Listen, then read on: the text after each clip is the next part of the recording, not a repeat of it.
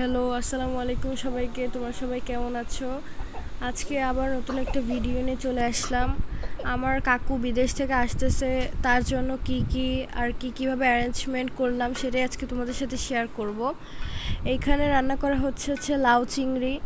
বিদেশে মাংসের চাইতে সবজির চাহিদা বেশি। তারা সবজি অতটা অ্যাভেলেবেল না বিদেশে, সেই কারণে আমরা সবজি আইটেমটা একটু বেশি রাখতে চেষ্টা করেছি। এই লাউ চিংড়িটা এত মজা হয়েছিল যে আমার চাচু খেয়ে বলেছে যে খুবই মজা। এখানে লাউটা খুবই মিষ্টি ছিল আর অনেক মজা লাউটা।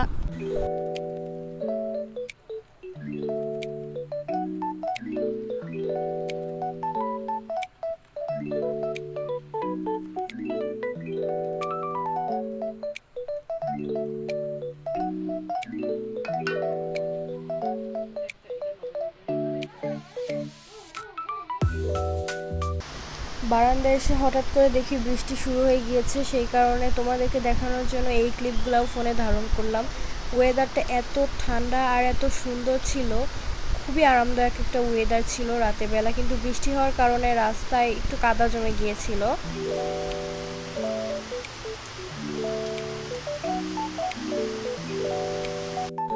এইখানে আমি ইলিশ মাছগুলোকে প্রিপারেশান করছিলাম রান্না করার জন্য। প্রথমেই পেঁয়াজ মরিচ মশলা দিয়ে পেঁয়াজগুলোকে ভেজে নিয়েছি। এখন ইলিশ মাছগুলোকে এখানে একটা একটা করে দিয়ে দিচ্ছি ফাঁকা ফাঁকা করে, যাতে একটা একটার সাথে লেগে না যায়। ইলিশ মাছটাও খুবই মজা হয়েছিল।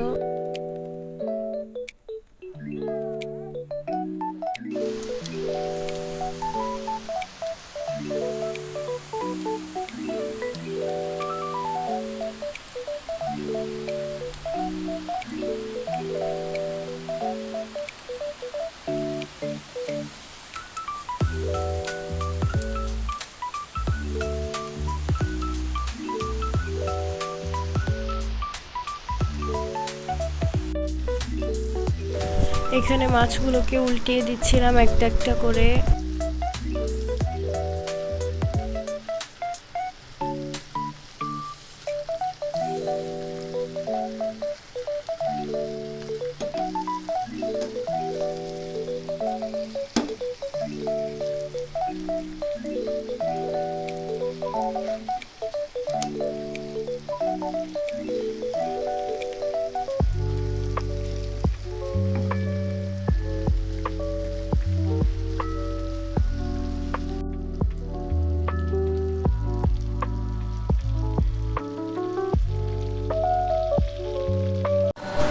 আর এখানে কাকুর জন্য ছোট মাছ দিয়ে আলু রান্না করা হচ্ছিল।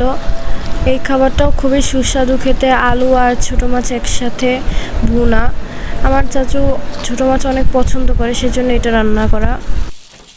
এখানে আরও বানানো হচ্ছিল চিকেন ফ্রাই। আমরা খুবই মজা করে খেয়েছি। চিকেন ফ্রাইগুলো অনেক ইয়াম্মি জুসি এবং অনেক ক্রিস্পি হয়েছিল। ময়দার ভিতরে চিকেনগুলোকে কোট করে নেওয়া হচ্ছে, মূলত এই কারণেই চিকেনটা অনেক ক্রিস্পি হয়েছিল।